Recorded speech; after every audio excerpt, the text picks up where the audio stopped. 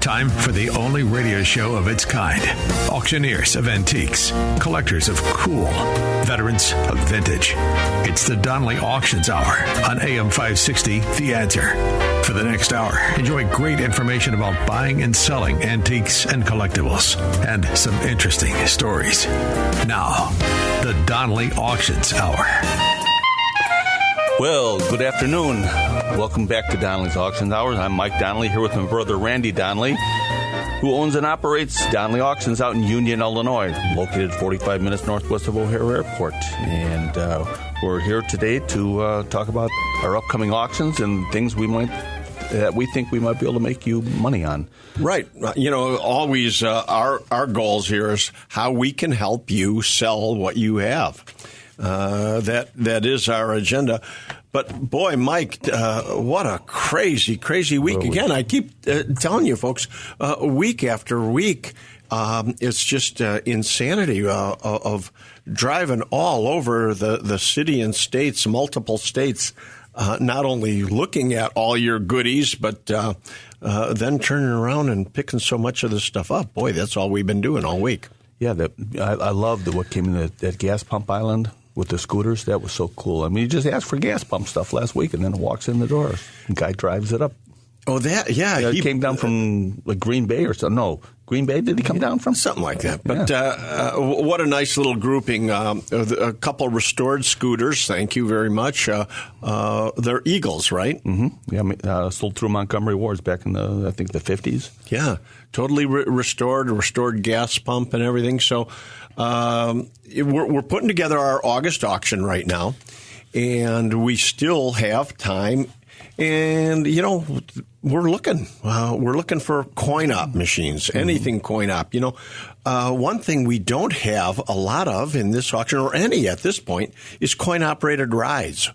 In our coin-op auctions, we always have coin-operated rides. Now, we've got slot machines, jukeboxes, we've got pinball machines and everything else, and we certainly want more of all those items. So if you've got any, call us, 815-923-7000, or go to DonnellyAuctions.com. Yeah, the coin-operated rides, just so you know what we're talking about. It's like the mechanical horses and such that used to sit in front of dime stores or grocery stores, or sometimes they're figures like a little race car or a spaceship. Things like that are very, very collectible. Well, you know, and talk about collectible. I mean, some of those rides are only $500 to $1,000. I mean, if they're beat up, you know, out of your garage and everything, I mean, they're not always big money, but I mean, that's still a lot of money.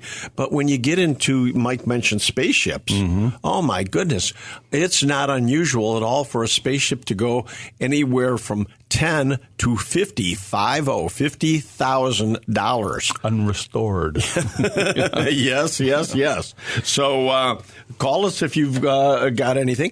And speaking of space, we have some really great buyers for unusual space collectible items, you know, whether it be real or fantasy. If you've got anything as spaceships and that, let us know. So, you know, a lot of people talk to us about what is going to become collectible. How do we know what's going to become collectible? Well, believe it or not, we do not have a crystal ball. I, to this day, couldn't sit there and say, hey, collect this or collect that. But what always seems to do well is things that are born out of tragedy, like the Kennedy assassination or the Lincoln assassination, things like that, Titanic disaster. Those things become collectible almost overnight. So, you know, in light of what happened this week, I mean, newspaper headlines, you know, things like that. Put it aside. You know. Those are the collectibles of tomorrow. That type of thing. And then pop culture is always big, too. I mean, we're seeing things like right now computers starting to become collectible, early computers. I mean, some of the first Apple computers are bringing $1 million plus now. Yeah, they sure are. So that type of thing. Early Game Boy stuff. I mean, you know, it's funny. I want to tell you a quick story of about a year ago, we were cleaning out a house. We bought a bunch of stuff, and the deal was we had to take everything out of the house. And there was a bushel basket of video games there. And I'm just loading the truck. We had to take everything out. That was the deal. We had to clear the house out. So I'm unloading the truck back the next day at the place, and my son happened to be there, who was in high school at the time, and he saw the basket of video games. He says, "Dad, what are you going to do with those?" I says, "You want them? You can have them." And he says, "Oh," he says, "these are worth a lot of money." I said, "Okay, big shot." I said, "I'll split with you, whatever you get." So he takes them to school, and within the next week, he comes back and he hands me $600. And I says, "What's that?" He says, "That's your share, Dad." Well, we look at this stuff as junk. It goes in garage sales for a nickel and a dime. And some of these original video games, I mean, there's been sealed Mario Brothers games that have brought over $100,000. Yeah, it's just incredible what people are collecting. But, a lot of us old-time collectors aren't recognizing, we keep saying, oh, collecting is dying, collecting is over, because everybody got old. The younger people, 20, 30 years old, they're not collecting what Grandpa collected or Dad or us. It's a matter of, they collect more modern things, like you say, early computers, early Game Boys, this type of. And even furnishings from the 60s and 70s. I mean, things that we grew up and we look at and we're like, oh, they look horrible, but to the young generation, they look at it in a whole different light. Like we were looking at things when we were collecting from the teens and the 20s and the 30s that we thought were cool, and those old people would say, well, what do you want this stuff for? Well, we're in the same boat right now. Right. Now it's referred to as mid-century modern. Furniture from the 1970s that, again, we lived with, and we're saying, well, how could that be collectible? Right. And yet that's the whole new market. So, Mike, we've just completed an auction. Do we want to talk about that in this segment or next? And also, more about what we're looking for. Yeah, and we've got quite a few auctions coming up we want to talk to you about, too. So what else happened? I guess we can get into, we just finished our gun and military auction, which was unbelievable. I mean, there were so many. I think there was more surprises at this gun and military auction than there has been in a long time. I mean, stuff that had walked in the door. I mean, we had talked about, for instance, that 45 in the holster that had been. Yeah, we mentioned that last week. Yeah, it was an Army 45 where the it's called a Model 1911. Model 1911 Colt, where the soldier had gone overseas in World War I and contracted influenza over there and died before he ever saw combat. Well, his mother had gone over and collected all his. She went over there to England. Imagine that she went overseas back, during World War I. Yeah, to collect her son's belongings and brought back his footlocker, and wrapped up in there with his uniforms and stuff was his Army 45, which had never been fired. And here, 100-plus years later, it turns up at our place, still in its original holster.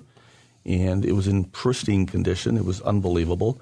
I think we had it pre-auction estimated at $4,000 to $5,000, which is still pretty strong for a 45. I would think, yeah. But it had the story, it had the provenance, and what did it end up going for?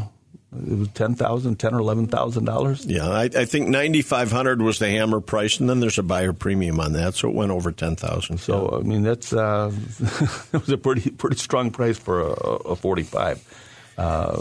So these things do turn up all the time. I mean, this thing had literally laying there for 100 years, waiting to be fit into somebody's wallet. Yeah, yeah. It's crazy. And what else? I mean, there were some other really fun.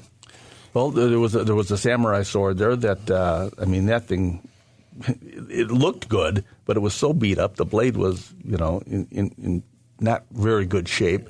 Right. I mean, one would look at this sword and say, well, this isn't going to be worth much. It's just, like you say, it was beat to death. Well, not only had it gone through a war, but so many of these samurai swords over the years, I mean, kids have played with them and hit trees with them and everything else and put dings and nicks in the blade. And then they're not stored properly. Sometimes they're down in a basement, up in a garage, attic or something. And they get rusty and stuff. So, a sword can just look like nothing. Right. And, once again, our experts were able to look at it. They took the handle off of it and read the blade. Read the blade. There's always good swords have characters on the blades.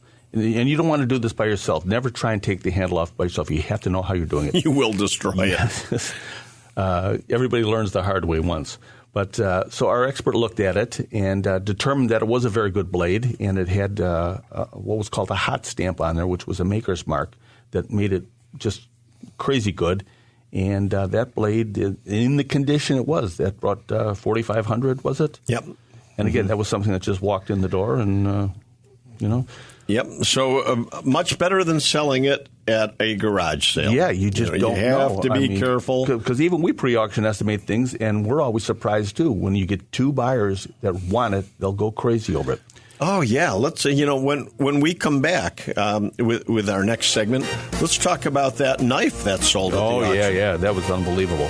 So, you want to stay tuned here because we got some great stories coming up, and we're going to be talking about some more of our upcoming auctions and things we're looking for. So we'll be back right after the break. You're listening to the Donley Auctions Hours here on AM 560, The Answer.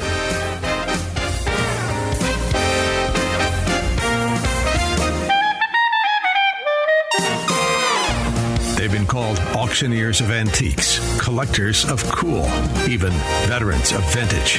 And they can introduce themselves. Thanks for listening. This is the Donley Auctions Hour on AM 560, The Answer. Welcome back again. You're here with Mike and Randy Donley from Donley Auctions. We are talking about our last military auction, which just finished last weekend, and some of the prices, some of the surprises it bought.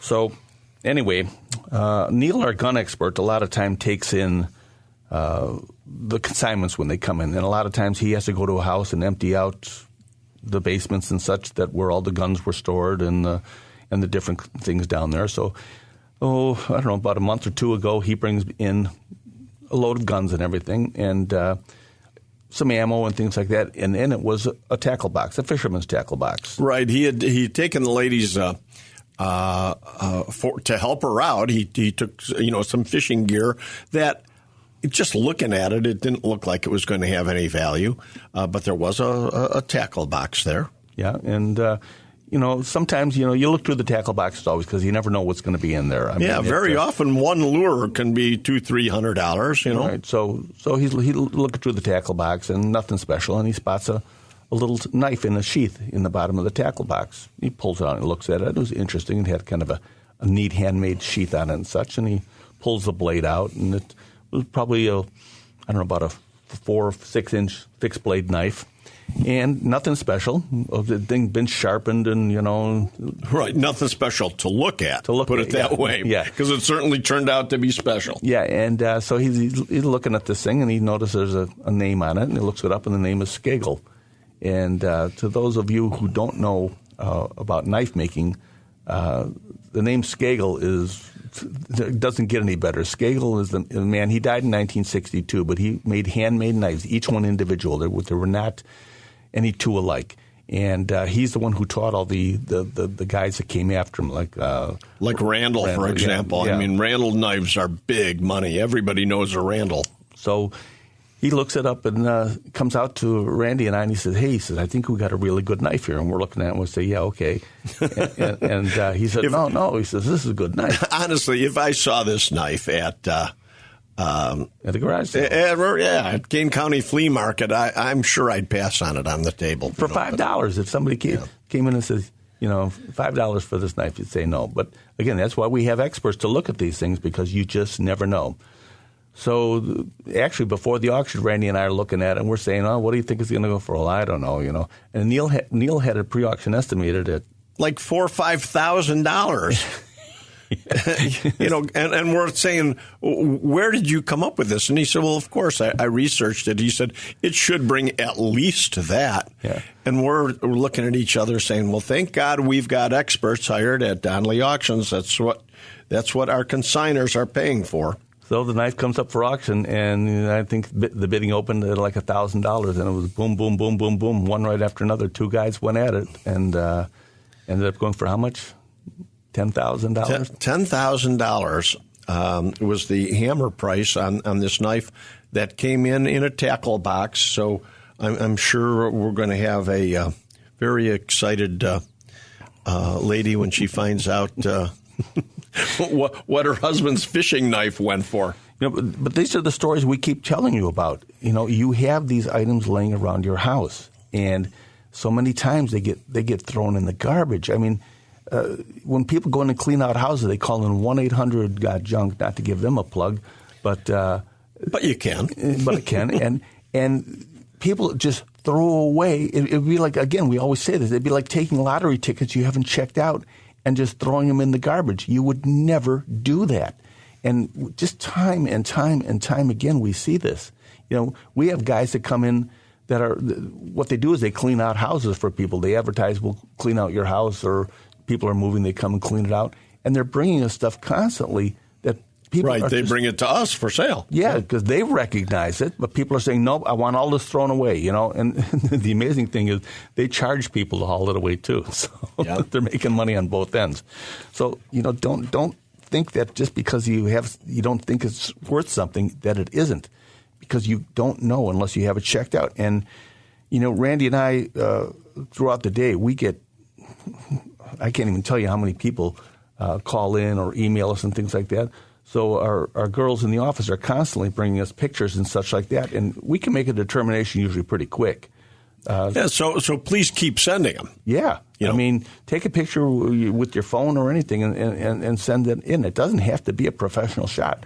From pictures, and just group shots too. I mean, shots of whole rooms. I mean, we'll spot items. Yeah, in there. We can zoom up on it. I can't tell you how many times people will be sending us a shot of something they think is valuable, but in the background we notice something else. Hey, take a picture of this instead. Yeah, that happens all the time. Yes, it does. So please do yourself a favor and check this stuff out. I mean, and our website is DonnellyAuctions.com. And that's DONLEY. That's easiest way to spell it. Donnelly Auctions with an S.com. Yeah. Or call. Or if you're in the area, bring it up. I mean, we're only 45 minutes northwest of O'Hare Airport in Union, Illinois, just off I-90, and we're there literally 6 days a week. So right now, the showroom isn't open to show collections or antiques or anything, but we're open for consulting. Correct. Yeah. So don't. Hopefully, you don't show up, expecting to have a tour or anything. We reserve that for the day before an auction. You can come in and spend the whole day. Viewing the next auction, and you can always see what's going on. But the next auction at our hall is in August. Correct. No, July 25th. Actually, we have a knife auction of all things coming up. I thought that was online only. That's an online only auction, yes. Right. But it's collectible knives and pocket knives, hunting knives, all kinds of knives. Right. And that's online. Again, that's online right now. You can go up and view them, and you can see a lot of them are getting bids. So take a look at some of these knives. It only takes you a few minutes to go up at DonnellyAuctions.com and click on the knife auction on the bidding platform there, and it'll show you all the different knives, and you'll see what some of these bids that they have on them already. And you'll recognize knives you might have laying in your tackle boxes and drawers and such. So now I want to clear something up too that just happened to me 2 days ago. Gentlemen, we've just had our gun and military auction. So a gentleman comes in because he sold some guns with us, and so he comes in to collect and this type of thing. And I'm talking to him in the office, and I said, so what else do you have? And he says, really nothing that you would want. He said, I know you don't take furniture. He said, I listen to your radio show, and he said, you're constantly saying you don't want furniture. And I said, whoa, slow down. I said, I don't want most furniture. I said, but I'm always looking for carved up furniture, or, there's just so many styles of furniture that I would want. And I mentioned to him, I said, I love arts and crafts furniture. And his face just went blank, and he said, arts and crafts. He said, well, that's what I have. And so I actually made an appointment to go to his home that evening, just a couple days ago, and he had a wonderful, wonderful collection of arts and crafts furniture that we will be bringing in for a future auction. We're going to pick it up this week. And it's, again, I bring that up now because, we have to be careful how we say things, on the radio, because when we say, most furniture we would not take, that doesn't mean we don't auction furniture, because there just is so much. So you have to continue to assume what you have we might want, so that you can send us pictures. And, we may say no, but hopefully it's a home run for you. Yeah, in arts and crafts, going back to that, there was a style of furniture from the early 1900s made, generally the pieces were made out of oak, and they have a very distinctive straight line styling, very plain and simple, with a lot of times hand-hammered drawer pulls and things, and door pulls. Generally oak, a darker oak. There'll be names on it like Limbert and Stickley and Ellis. Yeah. And it was a whole movement in the early 1900s. There was a lot of pottery that went along with it, and lighting fixtures and such like that too. So if you just Google arts and crafts style and then hit images, you're going to see a lot of what we're talking about. And when we come back, let's talk a little bit about Tico pottery made right in Crystal Lake, Illinois. Good idea, yeah. From the arts and crafts movement. Okay, we'll be back after the break. Once again, you're listening to the Donnelly Auctions Hour right here on AM 560.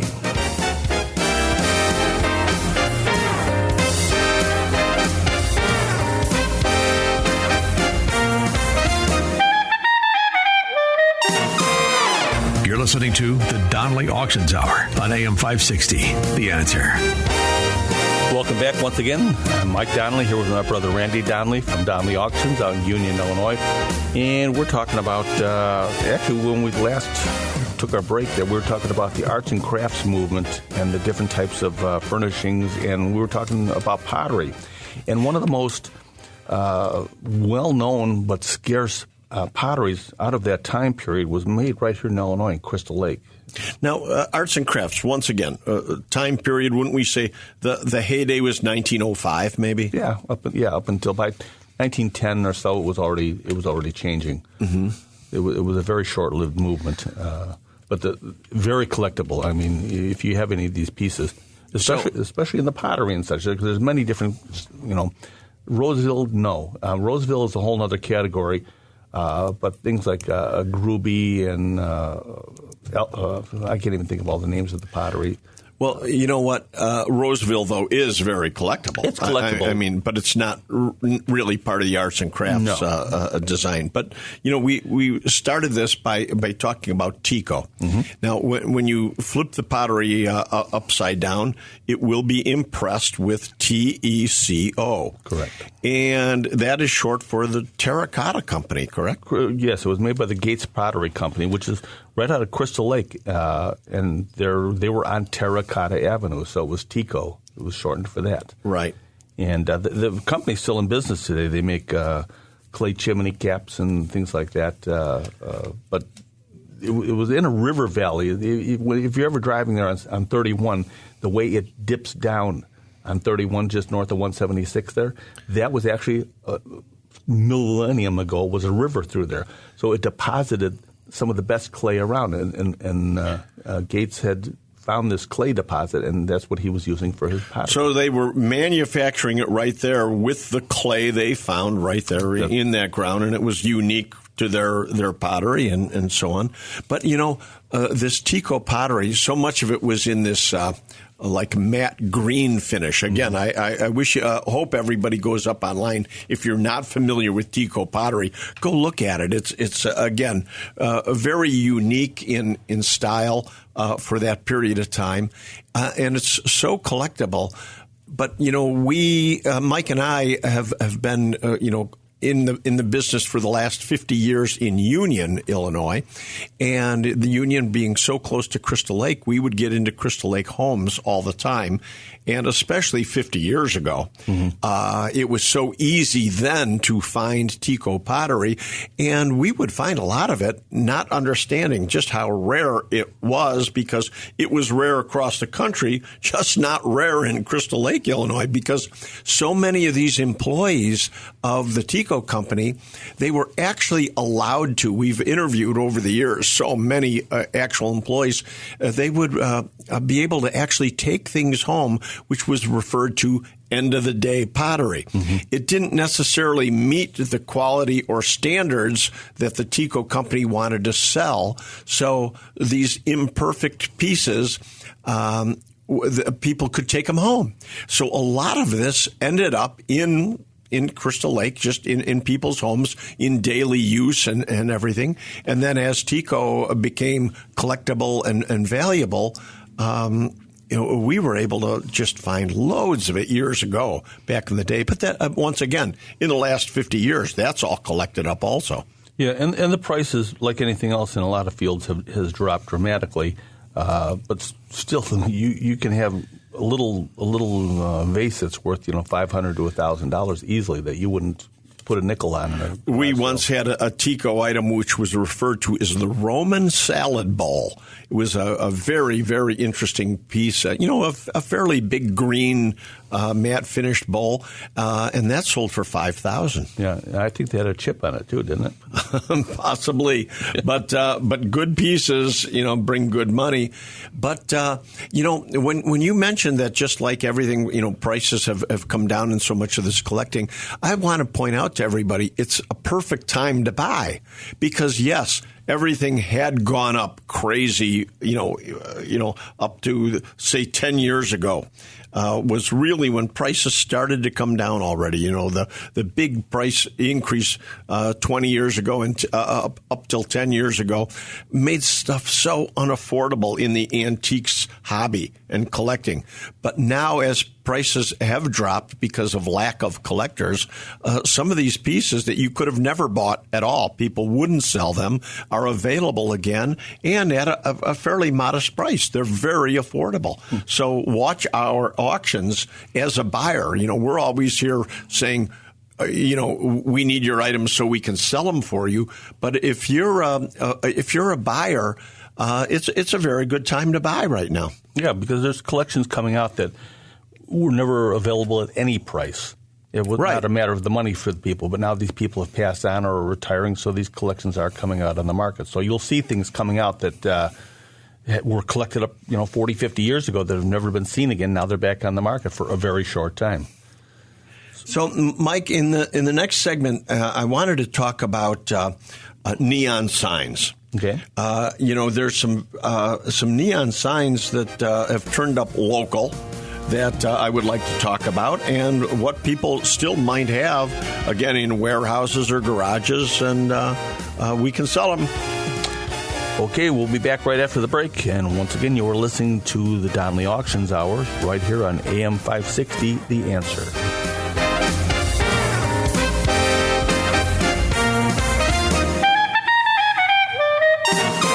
Now, more of the Donley Auctions Hour on AM 560, The Answer. Welcome back. You're here with Mike and Randy Donley from Donley Auctions. What do you got, Randy? I had said in the last segment, Mike, that I wanted to talk a little bit about neon signs. And I'm talking about the signs that, hung in front of stores and things like Dog and Suds. Oh, man. When I say Dog and Suds sign, any collector's ears will go up because Dog and Suds signs are so iconic. And wasn't there one right in McHenry, Illinois for years and years? Yeah, there was. They were all over the place. Well, growing up, we had one in Cicero, remember? But, today they make reproductions of all these signs, and but the originals are huge money.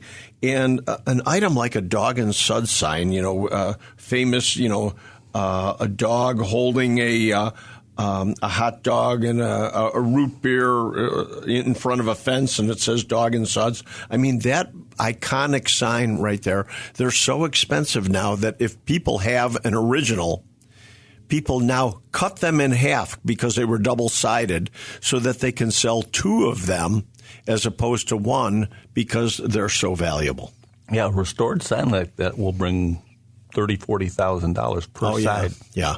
And so, again, we're just trying to tip you off. These things do turn up. They are all over. They've been taken down over the years. And I'm not just talking about Dog and Sons, a big boy neon sign or automotive signs, Chevrolet, Ford, and any of the name brands in automobiles. These big signs, so many people have said to me, oh, my goodness, it's so big. Yeah, I can't bring it out by you. Well, no, you don't have to. I mean, these big signs, yes, we're more than happy to not only travel, but to move them for you. And even if the signs are still on a building, we have the capabilities of removing them off of the buildings and everything. But if you've got a big sign or knowledge of, we also pay finder's fees. Mm-hmm. Yes, we do. So signage is always big, anything in neon, porcelain, or anything else. And, of course, that will all fit into our August auction. Yeah, and don't worry about the condition of it. If the neon's broken, if the sign's not working, if it's filthy, greasy, don't worry about it. We can take care of all that for you. If we recognize the value of something, we'll go the extra mile and get it working again. So, and it's always amazing to me, Mike, when we do go to do a pickup. One of the reasons I love to do pickups is because just yesterday I went to 2 gun pickups, okay, and I'm picking up a nice small collection of guns. So I pick one up and I did see a slot machine in the house. I said, Dad, do you want us to sell the slot machine? Oh, sure. Take that along. Okay. So I put the slot machine in our trailer and we go to the next lead. And as we're putting guns from this woman's house into the trailer, she sees the slot machine and she goes, oh, my goodness, I've got one of those. She said, would you want another one? Well, of course. But had we have not been there, neither of those slot machines, I mean, people just aren't thinking in terms of what all, they'll focus in on one item to get to us for an auction, and they forget how many different items, we're always looking for auctions. Well, how many times we go to a house and don't end up getting the thing that we went to look at even, because it didn't turn out to be what it was supposed to be, but we end up getting other things that, like you say, they never thought had any value.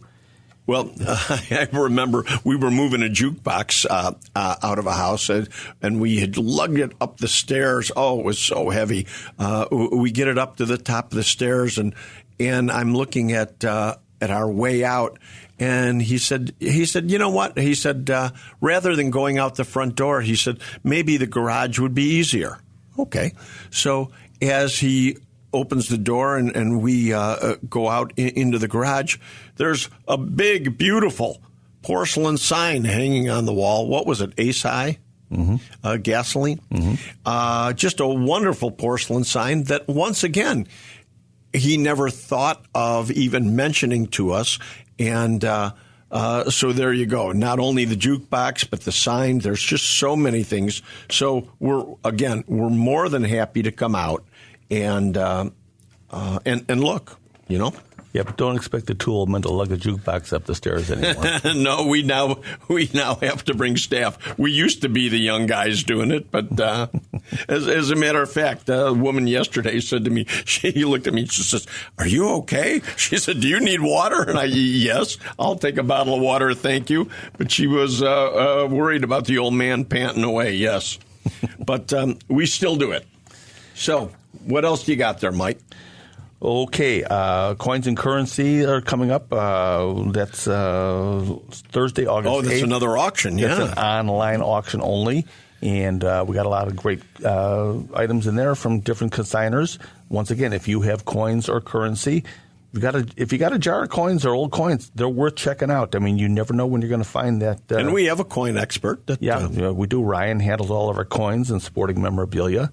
So again, sports, we're going to be launching a big sports auction too. So if you have anything sports related, signed baseballs, somebody just brought in a piece of the flagpole from the old Comiskey Park, from the foul ball pole. Oh yeah, how neat is that? So, man cave item. Here we go. So when we come back, we'll for our final segment, we're going to be talking about items we're looking for our August auction.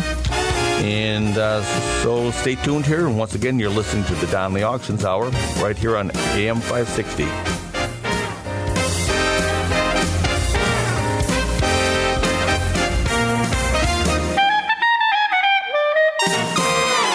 The Donley Auctions Hour continues now on AM 560.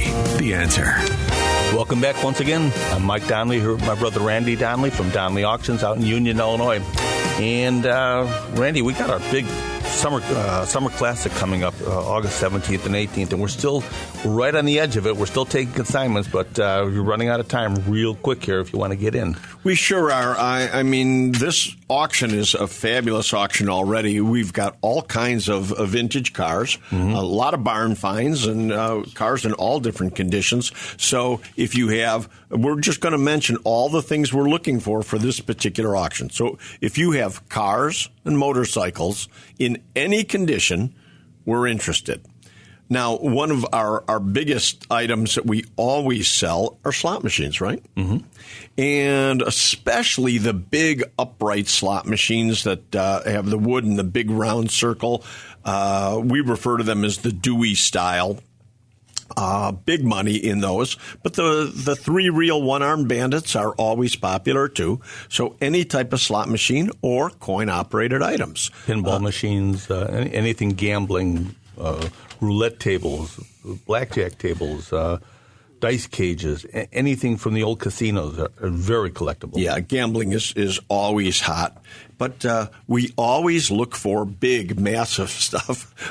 Susan hasn't been on the show in a few weeks, but she's always yelling at us for the big, heavy stuff that we collect, like bars and back bars. Big, full-size bars and back bars we're always looking for. And you know, people want to send us taxidermy all the time, but we're really only looking for North American game. If you have mounts, I mean, we'll do grizzly bears, we'll do buffalo, big, massive moose heads. Elk heads. Yeah. But African, we pretty much stay away from. We just don't have the market for that. But anything in architecture with leaded windows, leaded lampshades, especially original Tiffany's, huge money. And, you know, even things like popcorn machines or brass-bladed fans. Now, whether it's one item or an entire collection, you know, I'm looking at a catalog right here, and I'm looking at a telephone that we sold in one of our auctions, an antique telephone. We sold it for $15,000. I mean, there's just so many items that bring good money. Old Coca-Cola machines. Yeah, we hold a world record for selling a Coca-Cola machine. Yes, we do. I mean, what did that go for? Like over $38,000? No, I think it was $45,000. $45,000. Yeah. Incredible. One of only 6 known from the 1933 World's Fair. World's Fair, yeah. We're still looking for carousel horses. Anything wood carved, be it a carousel horse or a statue of any kind. I mean, and you have to send us pictures as soon as you can, you know, whether you call us at 815-923-7000 or you go to DonleyAuctions.com. That's DONLEY, auctions with an S.com. We can fix you right up. Cigar Store Indians. Anybody got a Cigar Store Indian? The wooden Cigar Store Indians. We know they're out there. They keep turning up, you know, in old cigar shop basements or what have you. Juke boxes, music boxes, coin-operated pianos or violins, wagons, you name it, steam engines. Just so many things that we're looking for. Well, once again, we're running out of time here for this week. Oh, my goodness. It never is long enough, is it? No. So, well, thanks for listening, folks. And until next week, I'm Mike. And I'm Randy Donley. And we'll see you at the auction.